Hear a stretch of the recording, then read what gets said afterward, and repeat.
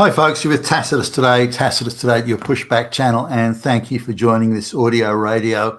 No pictures. Listen to this when you're, put in your earbuds and listen to this while you're on public transport live stream. Now in this essay, I'd like to talk about what are the different visions of democracy. And I use democracy in a generic term. I don't want to come up, Republican. No, the democracy as in the citizens choose their government. They vote to elect their government.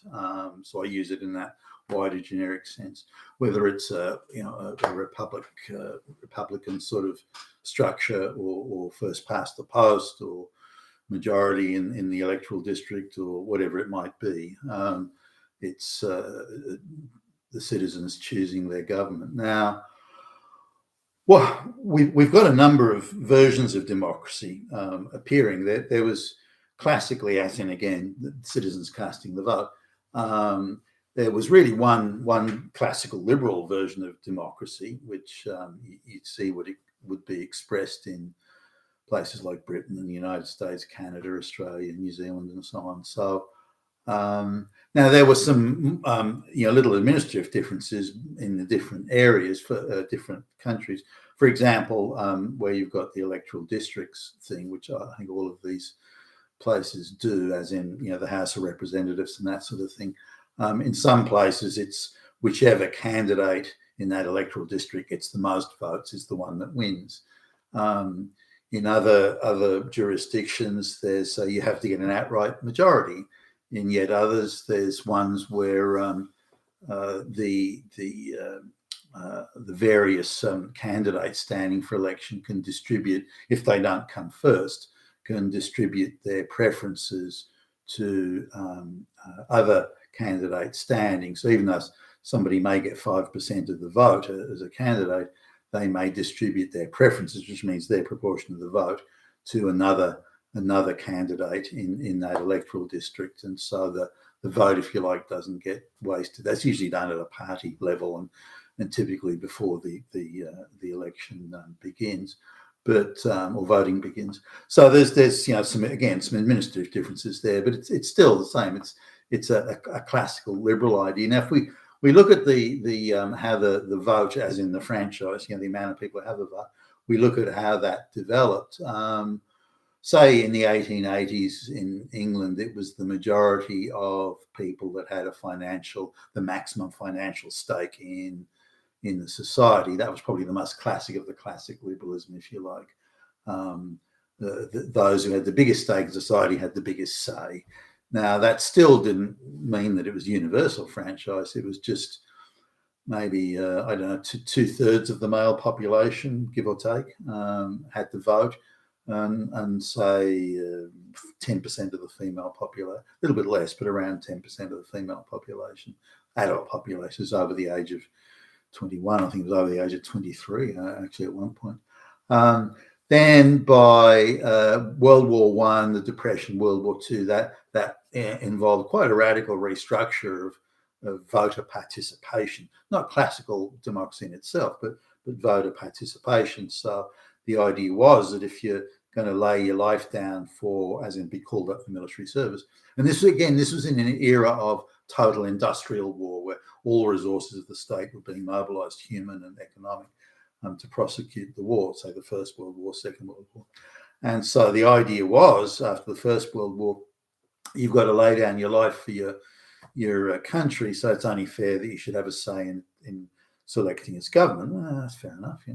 Now, that wouldn't have happened had total war not come along, is my view. But nonetheless, I think there would have been an extension of the franchise, but I don't think it would have gone that far, certainly not that quickly. So World War I was critical in accelerating a process that may have taken another 50 years or so. So then there was universal male franchise, or male voting. And again, I think this was over the age of 21. It was over the age of 21. Then, now remember at the age 21, most men, back in the day, not all, but most men were married with dependent family, children, that sort of thing. So you had a lot of responsibility, social responsibility, economic responsibility at a younger age at the time.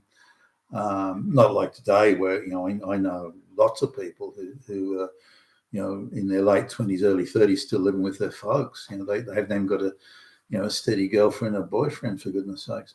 Anyway, then the Great Depression came, putting more pressure on working people having a bigger say in government. Trade unions, of course, being big at the time. A lot of infiltration of trade unions by Soviet Marxist agitators. That too was having a big effect on things. Then come World War II. And again, we've got, women are all working in the factories because all the men are away, on the front lines fighting the war. So a lot of women, millions of women coming into the workforce that hitherto either wouldn't have been in the workforce or would have been in minor clerical jobs rather than, say, working in factories or something like that. So then following, or even before that, you've got the, women being given the vote in the 1920s. In some cases, it was like strategic, tactical. Say in New Zealand, as an example, women were given the vote there because if they didn't give the vote to white women, then the Maoris would have outnumbered the white men voters. So New Zealand wants to wave it around that they're progressive. They weren't. It was just to give white people the majority at the polls. So then it goes into Vietnam War type era, and they're calling up 18-year-old kids to fight in the Vietnam War, and there was conscription. And so it was, the decision at the time was if you're 18 and being conscripted by the government and forced to fight in whatever war somewhere, then you should have the right to vote and choose your government. Again, that's all fair enough, by the way. I don't see a problem with that. And if you didn't want to give 18-year-olds a vote, then stop the conscription and then only draft 21-year-olds. Yes, but no, we want the 18-year-olds. We want to send them out there. So I think they have the right, in my view, at least the right to vote. So that's the sort of the evolution, if you like. Now we're going through another phase of evolution of so-called democracy now, and we really need to understand that. And I've been looking at a few videos from activist groups that they have a different vision of what democracy is. It's not the vote, and again, I use voting generically to determine citizens selecting their government. The neo version, if you like, of democracy is that it's a vehicle to create social and social power equity. So it's not an idea where citizens vote for their government, but a social power equity thing.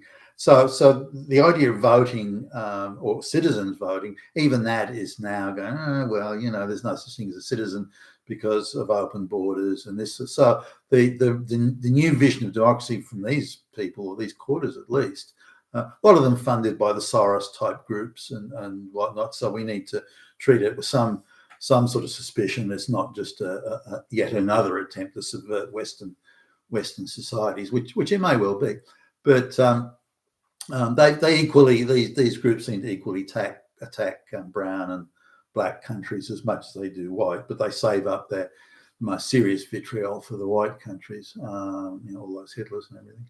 So citizenship is now, if you happen to just walk in, across the border illegally or otherwise, because they don't recognize illegality, these people, so you just cross the border because you want to be there.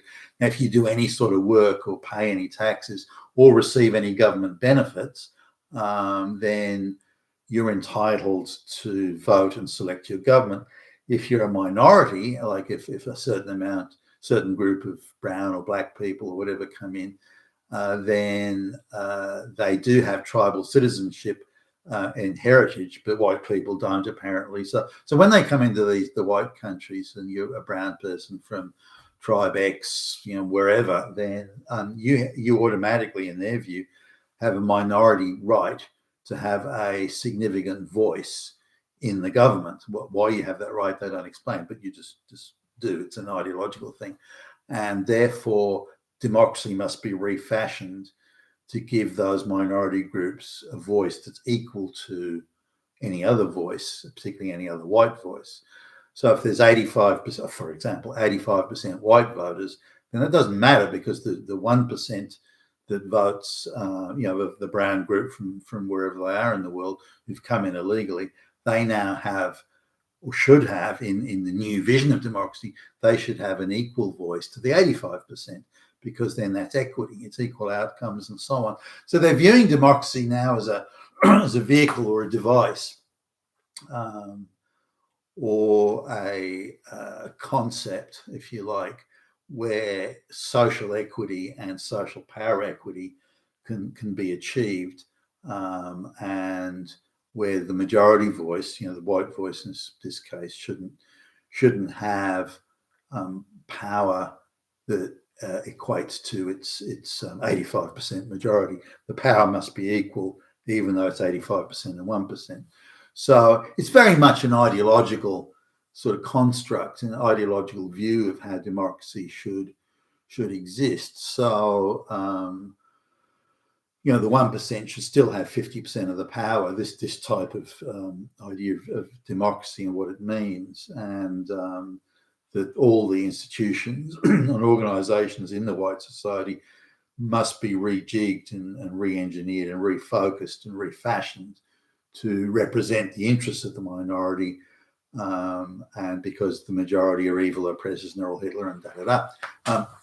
So quite absurd and infantile and ridiculous, but there's a lot of money being poured into the activism and the NGOs and the supposed think tanks and just the propaganda outlets pushing this idea. Now, it would effectively subvert and neutralise democracy. It would no longer represent the will of the people.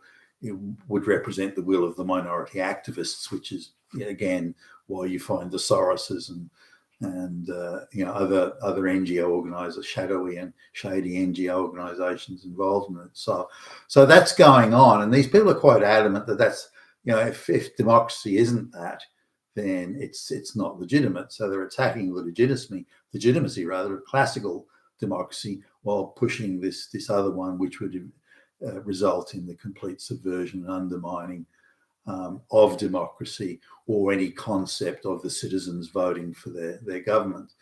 Now, when the reverse is the case, where if white people go into the black or brown country and then that's not accepted, it's only a one-way thing, where the brown people can walk into the white country and then demand special treatment, special rights, again, and also in terms of supposed democracy, where the 1% can have equal say and equal space at the table with the 85%. Now, the globalist view of democracy is that their chosen candidates, goons and stooges, and they're just bagmen for the boys downtown type of thing. That democracy exists in apparition format, where all the candidates are in fact pursuing the globalist objective. They're no longer sovereign governments representing the people. They represent the interests of the globalists, and they engage in this mirage of the voting. So if you like, the process of casting a vote, and that all stays, but the idea that you're voting for someone that represents your interests, or represents the people, or the citizenry, or represents what the citizens want is out. Now, there's also democracies coming under a number of attacks. You've probably heard the term populist governments. So if you do what the people want, that is your voters, your fellow citizens, you what the people want, then it's populist. Populist means fascist. Fascist means Nazi. Nazi means Hitler. So populism is code speak for Hitler now. Can you believe it? That's how far things have declined and fallen. So the idea of globalist democracy is pursuing international globalist control policies while going through the pretense of having elections and pretending that governments are sovereign. And when you look at it, the globalists installed, through a rigged election, installed Joe Biden as front man and his goons to vigorously and aggressively pursue the globalist project, which they have done. Now, these people, the globalists, have utter contempt for the democratic process, the idea of sovereign governments government of the people electing their politicians, absolute contempt for it, as they have utter contempt for the rule of law and due legal process and so on. So they'll stack any court, rig any election to get their way, and have a look at the farce in the once great empire of Britain, where they without a vote, they just install their preferred Rishi Sunak. They just install their globalist candidate to go and do the globalist bidding. That's how far Britain has come. The once mighty Britain.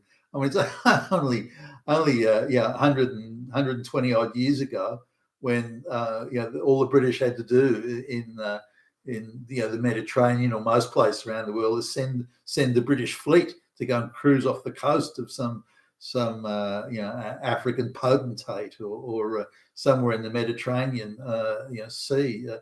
Christians were being harassed and attacked in somewhere in the Balkans, and this was considered to be unacceptable. So the British sent the Mediterranean fleet just to cruise off the coast, lob a few cannon shells on some occupied island. The point was very quickly driven home, or some African sultan or some shit like that, still doing slave trade. Again, the British fleet would appear off the coast, and okay, I better toe the line here. Such was the power of Britain at the time, and such was the thrall that it was able to project across the world. I mean, look at it now. I mean, it's nothing more than a little sort of meek, hopeless little flunky boy controlled by the globalists, who just install at will anybody they want as prime minister. I mean, fuck. So, and we've come back because this is the third phase or the third aspect of democracy, which is the classical liberal democracy, where the people get to elect their leaders and elect their government and so on. And that's I don't think that actually exists anywhere anymore. I think it's something that's now in the history books. It's still talked about. It's still dreamed of. It's still believed in by the majority of certainly the Western population, who still believe in that it's possible to have a sovereign government and the will of the people be expressed. But because it was insidiously undermined over time, but I think the real sort of high watermark of this came in the 1980s, and certainly by the early 1990s, that effectively all the Western political parties were coming under the control of the globalists. They were pursuing the same policies. One may have more aggressive policies that we're going to have 2 black lesbians in this department instead of 1. So, you could have those micro differences, but otherwise they were the same. And all of them agreed that the will of the people was something to be sneered at and frowned upon and looked down upon. And you see it certainly in the United States and elsewhere now, in Australia too, that the low class dropped out of high school early, working class sort of people, that they shouldn't really have a right to vote. And it comes back to now the elite view that we're not going to need. There's no such thing anymore as in their view, at least. There's no such thing anymore as total war, mass warfare, mass boots on the ground. Therefore, we don't need all these grunts anymore to protect our waterfront mansions. We don't need them. They're kind of superfluous to that. So all they can do is, work for us and pay taxes or something like that, and just accept whatever we dish out to them. But we don't need them anymore to protect us, or certainly not in mass numbers. So they've now irrelevant. And we only gave them the vote. We only let them have a seat at the table because, well, trade unions, I guess, but we only let them have a seat at the table because we needed them to fight our wars. Now we don't need them. So why should they still have the vote, or have a vote that has any meaning to it? So there are those sorts of attitudes feeding into the wider thing.